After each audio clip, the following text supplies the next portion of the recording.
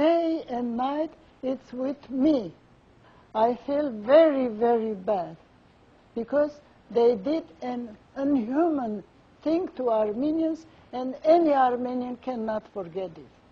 Never, never.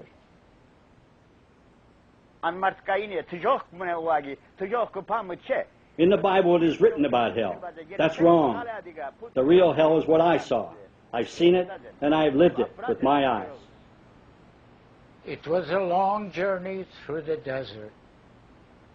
We were driven into the desert where a nation died in the sands.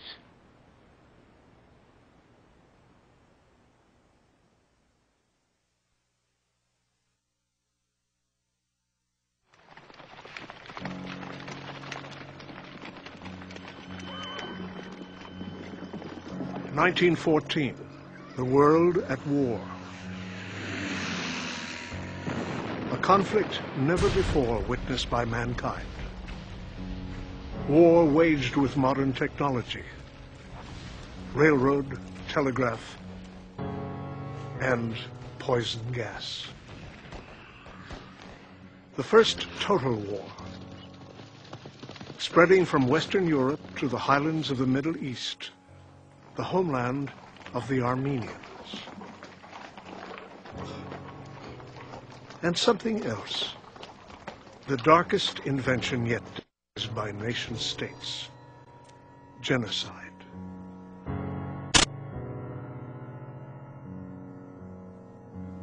This was the systematic annihilation of a whole people, the Armenians. How did it happen? Who was involved?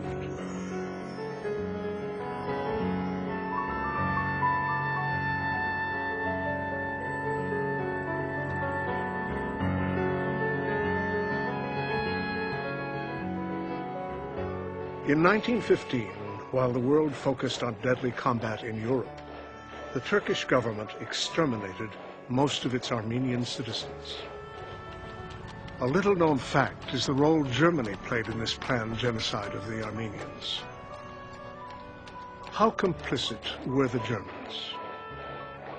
What was Germany's part in the cover-up of this terrible crime?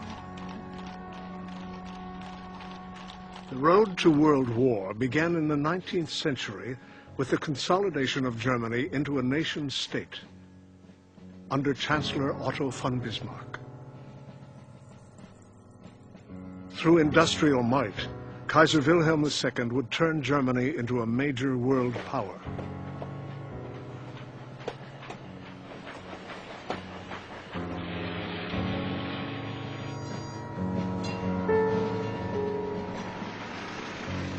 The German government believed a thrust eastward towards Mesopotamia, now Iraq, would make them a world power. By cutting Britain off from her empire in India, Germany would acquire the natural resources of the Middle East. With the establishment of a railway from Berlin through Turkey to Baghdad, Germany might achieve its imperialist dreams. The railway would be the Kaiser's economic lifeline to the Middle East. The Kaiser proclaimed, "We need Mesopotamia." Prior to the First World War, German writers like Paul Rohrbach introduced the idea of moving Armenians out of Turkey and resettling them in Mesopotamia. The industrious Armenians, he believed, would make the desert bloom. There was, in German colonial policy, this very brutal method of dealing with colonial peoples when they wanted to steal their land and take over their goods. It was a part of colonial policy, and certainly, therefore, there were people within the German governmental establishment that could be sympathetic and understanding of the deportation policies. General Kolmar von Goltz, advisor to the Ottoman army, believed in uprooting and relocating Christian Armenians for military reasons. He wanted to remove Armenians and to resettle them in the south, in Syria and Mesopotamia.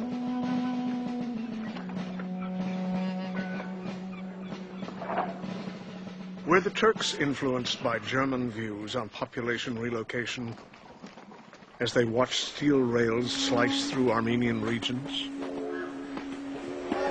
What we do know is that these same rails in the hands of the Turks became a tool for massacre and extermination.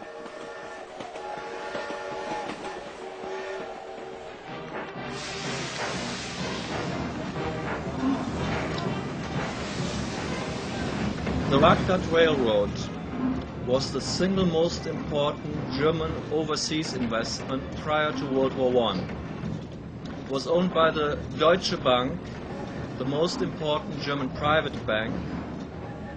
The railroad was a point of pride not only for German public opinion but also for diplomats.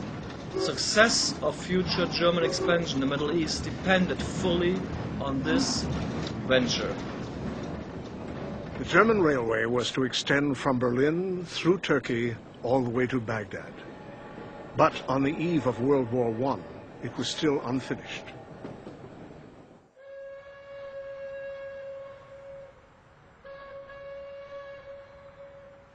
The Turks, like the Germans, also had imperialist designs.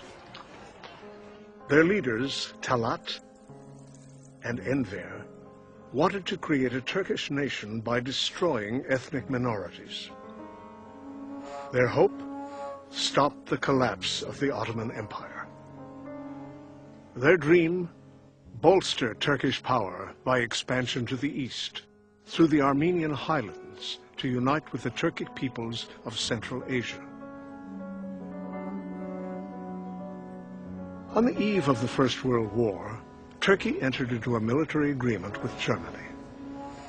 The main provision of the treaty, a German chief of staff in every Turkish army command to approve all troop movements and strategic decisions by the Turks.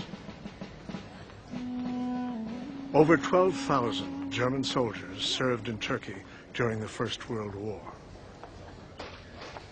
Some, like Rudolf Hauss, a youth of 16, volunteered for duty. The German and the Turk, a marriage of convenience. The union of two imperialist dreams, but for one problem: the Armenians. The Armenians had lived at the crossroads of Europe and Asia for over 3,000 years. They had become Christians in the 4th century. In the 14th century, they were conquered by the Muslim Turks. The Armenians, a proud people with a rich heritage of architecture, art, and literature.